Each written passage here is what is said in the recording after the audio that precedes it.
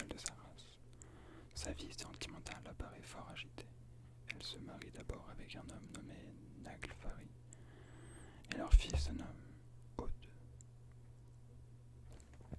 Puis elle épouse un autre homme, Anar, et leur fille s'appelle Jord, Terre. Elle finit par convoler avec le dieu Deling, et leur fils sera nommé Dag, jour. Autant sa mère Note est sombre, autant il est clair comme son père. Autant elle est ténébreuse, autant il est resplendissant. Autant il est triste, autant il est gai. Odin, le père de toutes les choses et de tous les êtres, confie à Note un char que traîne le cheval Hrimfaxi, crinière de givre. Puis le dieu offre à Dag un second char que tire le cheval Skinfaxi, crinière de lumière. Il envoie les deux chars dans le ciel pour qu'ils y fassent un tour quotidien. Le coursier de la nuit laisse toujours avant l'aube tomber de son mort une écume qui deviendra la rosée matinale, et le destrier du jour répand sur toute la terre les rayons de ses crins de feu. Ainsi Note et Dag se succèdent. La nuit s'enchaîne au jour et le jour à la nuit. Dans le ciel encore vide, il manquait les deux astres dont l'éternel dialogue deviendra la trame même de la vie. Alors apparaît un homme nommé Mundilfari. Il a deux enfants superbes. Il donne au garçon le nom de Mani, lune, et à la fille celui de Sol, soleil. Il la promet en mariage à un homme du nom de Glen. Les dieux, courroucés, s'emparent du frère et de la sœur et les expédient dans le ciel, où ils se trouvent enchaînés à jamais, chacun conduisant un chariot. La belle Sol, avec sa chevelure d'or et son teint de lumière, conduit les deux chevaux Arvark et Alcine, qui tirent le char du soleil. L'astre est tellement brillant et brûlant que Sol doit déplacer le bouclier Svalin, le frais, devant l'énorme boule de feu. Si jamais la malheureuse laissait tomber cet écran, alors les montagnes se mettraient à fondre et les océans à bouillir sous la morsure de la chaleur. Tandis que la fille de Mundilfari remplit sa mission, son frère Mani doit s'occuper, lui, de la lune. Pour en constituer les quartiers, il va s'emparer de deux enfants de la terre, Bil et Giuki, fils de Vidvin. Ils revenaient de la source Birgi, en portant sur leurs épaules la cuve Stog et la perche Simul, quand ils furent enlevés par Mani. Et depuis, ils participent à la croissance et à la décroissance qui encadrent sa plénitude fugitive.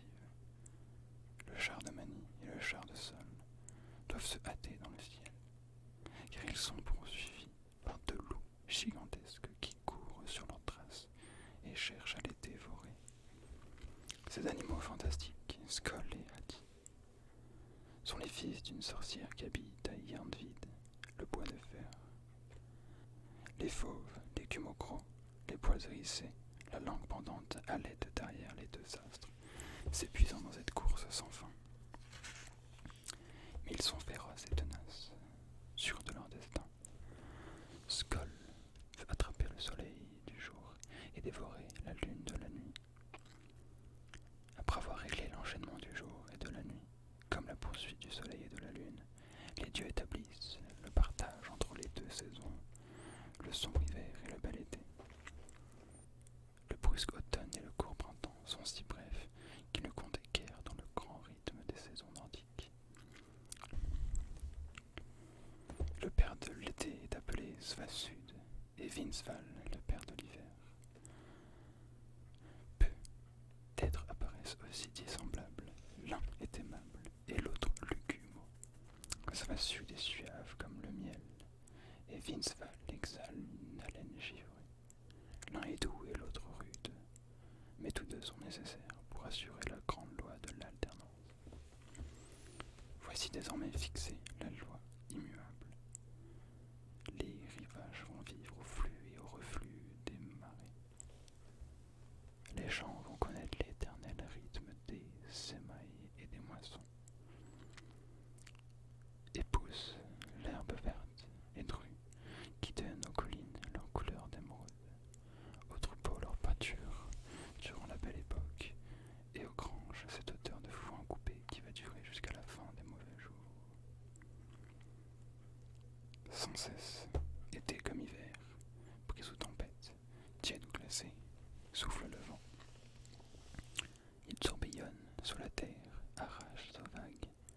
gerbes d'écume, secoue la cime sombre des arbres, chasse les fumées et emporte les paroles.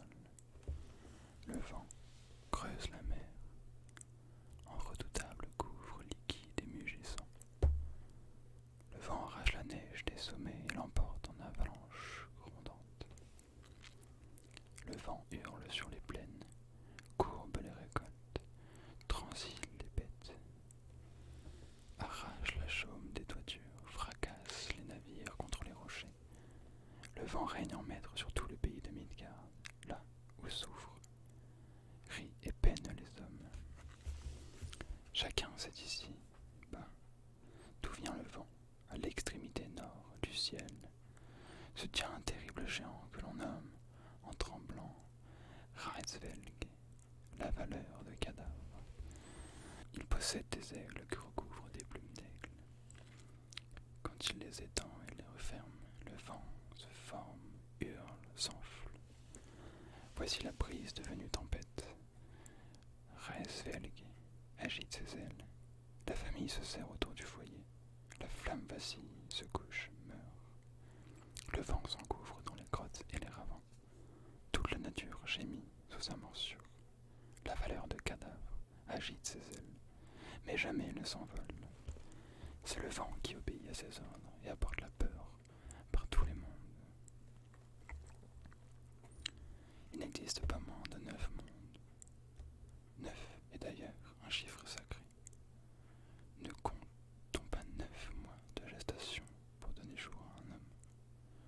Ce sont des êtres très différents qui habitent ces domaines, mais il arrive qu'ils se rencontrent, s'entraident ou se combattent, tous voyageurs d'un monde à l'autre. Car l'univers n'est pas figé, un grand mouvement ne cesse d'animer la création. Elle n'est pas un point immobile dans l'espace ni dans l'histoire.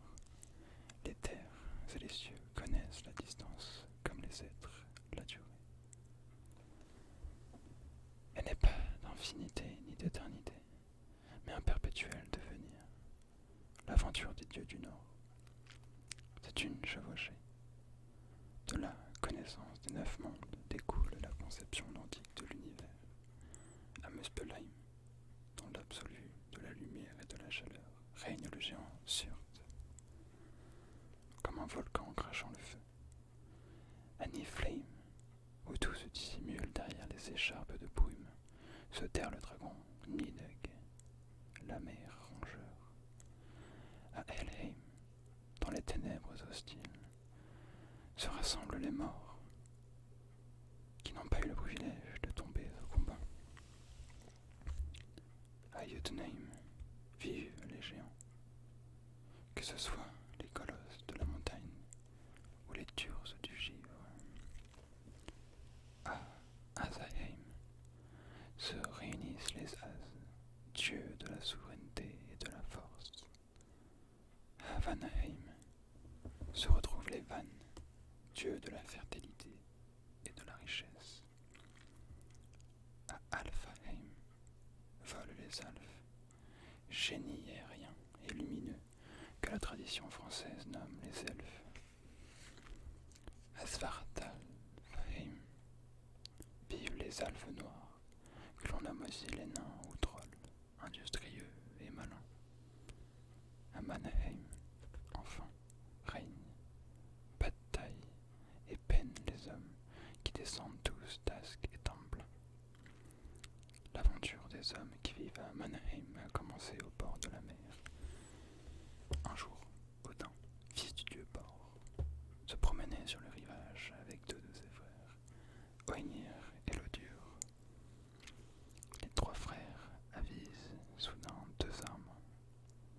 Ils décident de les transformer et de façonner ainsi le premier couple d'humains. L'homme reçoit le nom d'Ask, le frêne, et la femme celui d'Ambla, l'orme. La scène se déroule au bruit des flots qui mugissent sur la grève, tandis que le vent courbe les arbres sauvages de la dune. À ce premier couple, Lodur donne l'ouïe, la vue, et ce beau teint clair qui les distinguera de la race sombre des géants. Oenir survient à son tour pour leur insuffler le mouvement. Il leur offre aussi l'intelligence, alors qu'Odin leur confère l'émotion. Ask et Embla peuvent désormais ressentir et raisonner. Ils sont beaux, bons et sages. Ils quittent aussitôt les trois dieux qui ont su transformer le bois en chair et la sève en sang. La main dans la main, ils s'éloignent lentement, marchant dans l'écume des vagues qui viennent mourir à leurs pieds sur le rivage. Ils avancent ensemble vers leur destin. Task et Embla va naître la race des hommes, et elle va conquérir sa place au soleil, dans un domaine sans cesse menacé par l'invasion des géants stupides et des nains vicieux. Pour tous, la vie sera désormais, jusqu'à la fin des temps, un perpétuel combat. Odin, toujours accompagné de ses frères, Oiniv et Lodur, regagne Asaheim.